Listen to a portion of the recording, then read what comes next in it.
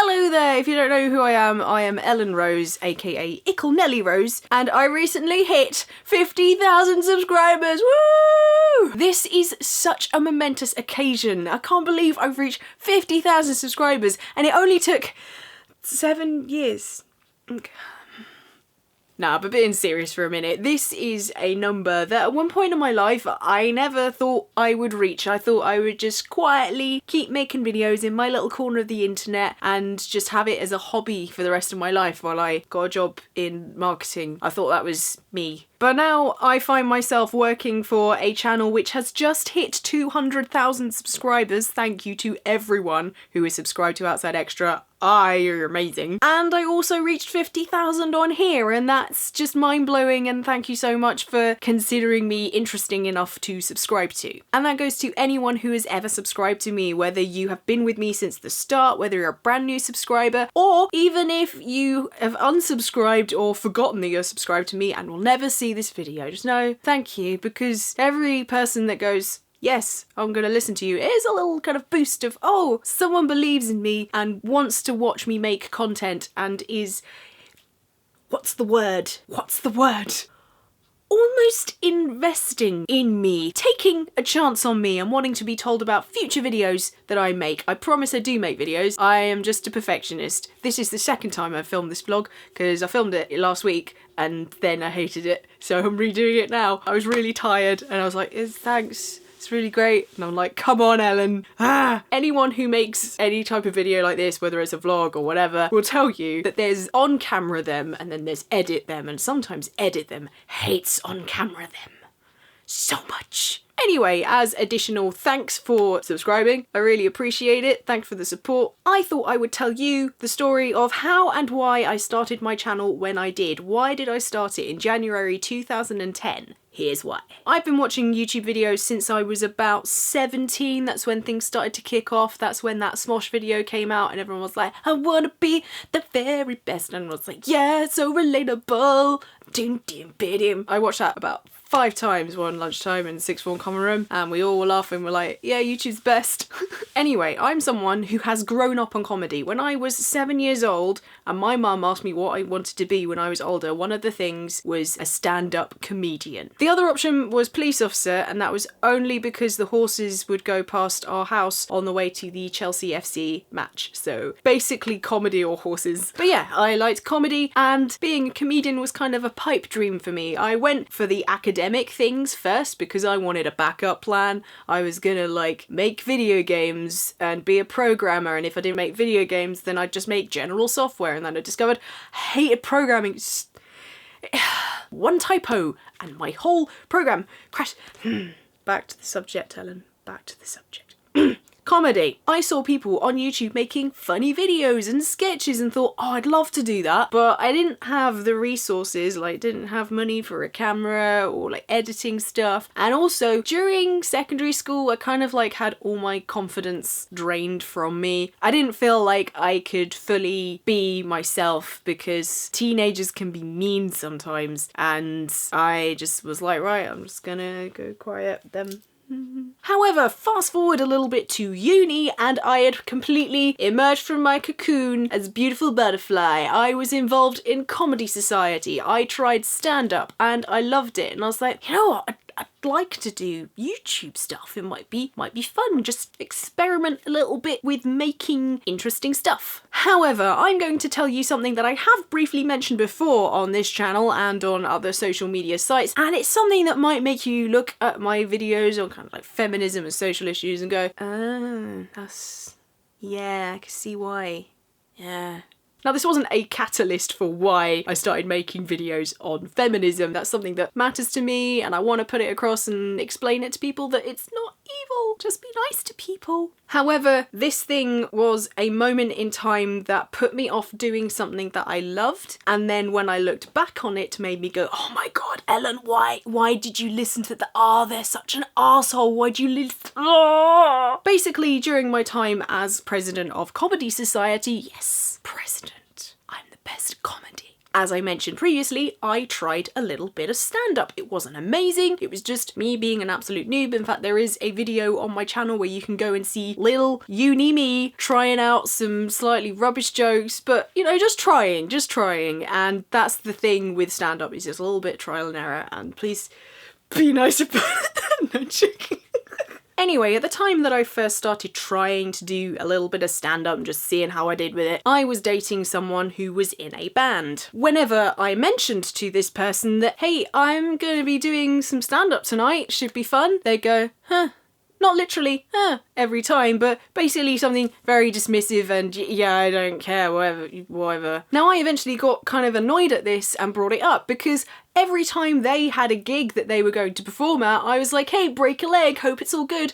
But they never, ever said anything to be like, good luck to me. I can't remember exactly what they said due to the white hot rage that bubbled up inside me when they started speaking, but it was something along the lines of, well, I don't want to wish you luck because I don't want to encourage you because women aren't funny and I don't want you to embarrass yourself. Looking back on it, I don't know what annoys me more, the fact that they said that or the fact that I stayed with them after they said that.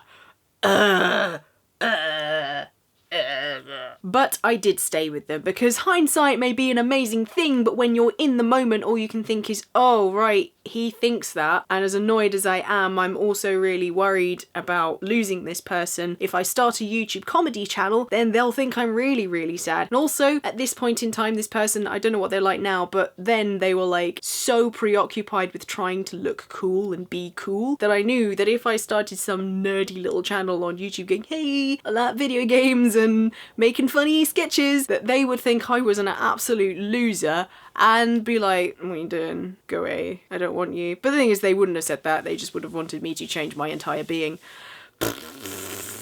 But yeah, so despite me wanting to make stuff much earlier because of financial reasons and boyfriend reasons, I didn't start the channel as soon as I would like to. So why did you start your channel in January 2010, I hear you ask, rather weirdly? And there's an easy answer to that. I got dumped. I got dumped after a 3.5-year relationship for someone who lives in Sweden. It sucked at the time, but now I just find it really funny. Like... Anyway, I suddenly found myself single, and one of the things that I thought was, instead of just completely spiraling down into feeling awful about myself, why not do that thing that I've been wanting to do for ages but wasn't able to because of this person? So I opened up YouTube, made a new account because I have had previous accounts, but I wanted one that was my name, icklenellierose, not Ellie, Nelly. We'll talk about that another time. And that's how and why I started when I did. It was something that I wanted to do much sooner but couldn't because reasons. Also, by this point I got my hands on a MacBook, which was partly thanks to my mum giving me some money for my 21st, and partly because I worked my arse off in fields selling pints to people at festivals. Legally, I wasn't just like, hey, do you want, I've got beer, come here. And that included a 14-hour shift in a tent that smelled of poo, and it was the worst thing ever, but I got my MacBook, and that's what counts. I still smell it sometimes. Also, fun fact for you, another thing I did to use up all the extra free time I suddenly had when I became single was buy an Xbox 360. That's really paid off for me. Basically, my advice if you become single is to invest your suddenly extra amount of free time into something that you really enjoy and something that you can be creative with, because you never know where it might lead. If you channel your feelings into something creative, then you might just take this intensely painful moment and instead turn it into this catalyst for really positive, nice changes in your life. I can't guarantee that it works for everyone, but even so, it'll still take your mind off stuff. It really helped. Fable 2 was just the best. Just so calming and soothing. And then Assassin's Creed, where I just murdered lots of people. And finally, just quickly before I end this little kind of story time, thank you for 50,000 subscribers, I just want to address anyone who might be thinking, oh yeah, she's just like really still upset about this thing this person said ages ago, like, oh my god, she's being like so yes, I am still kind of hung up on this thing that this person said to me ages ago, but it's because it's something that is said a lot. And you know what, if you don't like women comedians, that's fine. If it's not your sense of humour, that's fine. But please don't just say, oh, no women are funny, because I have sat through too many terrible male comedians at places like the Edinburgh Fringe to think that, like, oh, all men are just inherently funny. It works both ways. There are some real stinkers and there are some real diamonds, and Tina Fey is my favourite person in the world. Ha! Also, it's because these words were said to me by someone that I was in a relationship with and that I was completely supportive of with their dreams. They wanted to become a musician, which is just as difficult as becoming a comedian. And instead of being supportive of me in return, they just spewed out this sexist bollocks. And that sucked. That just sucked. Also, I know that what they said wasn't true because now I get paid to make funny videos about video games on the internet, and I have people telling me that I make them laugh and I make them smile. And that means the world to me. Like, I get a lot of messages from people saying that at the end of a crap day, they watch a video that I've made and it makes them smile.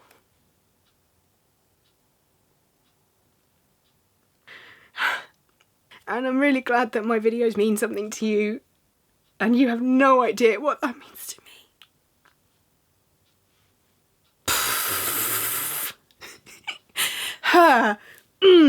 Oh God. Sorry, just had to compose myself there because I've had a lot of negativity thrown my way online, like threats and search, just people who don't like me, who disagree with my opinion and go there at me. But the stuff that just makes me absolutely lose it is when people are just being overwhelmingly supportive and saying that what I've made has helped them, like people saying that they've been dealing with mental illnesses, with anxiety, with depression, and that watching a video of mine made them feel a bit better. It's hard to compute sometimes, and I am so grateful that you watch my stuff, and I'm so like, oh, I'm really happy that it does something to help people out there, because I'm just making silly videos on the internet, and sometimes you think, what am I doing with my life? So to have someone go, no, you've helped my day be a bit brighter, means a lot, because it means that it's not just me that gets to enjoy this stupidly weird job that I have. So thank you. Also, 2 things before I go. Number 1, I would like to make a Q&A video. So let me know in the comments what questions you have and I will try and make that video whenever I can. I can't promise when that video will come, but it will. Promise. I promise. I just can't say when because I'm very busy, like all the time. Secondly, for those of you who haven't checked out Outside Extra but want to see more of this kind of vloggy style content, maybe you should go over and check out Show of the Weekend. It's me and my buddy Luke sitting on a sofa chatting about video games, yes, but it's also, you know, very relaxed and chill, and I think you could enjoy it even if you don't like any particular game that we're chatting about or don't care about games. We're just being quite silly and funny and we make each other laugh. If you like me laughing, if you like my weird vloggy book video where I just laugh for 90% of it, you'll like Show of the Weekend. Also, we do a quiz segment where we quiz each other on like the big release of the week, but it's not really about the game. The quizzes are less about the game and more a jumping off point for questions that will look deep into our souls. So, yay! Anyway, I hope that you are all feeling fantastic and that I can continue to hopefully make things that are interesting to you. Are they interesting to you in any way? I don't know, I'm being very presumptuous. And if you take anything away from this video, it's don't let people tell you you can't do something just because you are a particular gender. Be supportive of other people and just on the internet in general, do the thing that Bill and Ted have told us to do for many years. Be excellent to each other. That's my bad Californian bro accent that I just put in to annoy Luke. Because it makes him go, you don't know it's bad, no. Bye, thanks. I just realised I'm supposed to be doing an outro and I'm just playing with my lens cap. Thank you for helping me afford this with like AdSense and stuff and everything as well. Amazing. I can't believe this is my life. Thanks.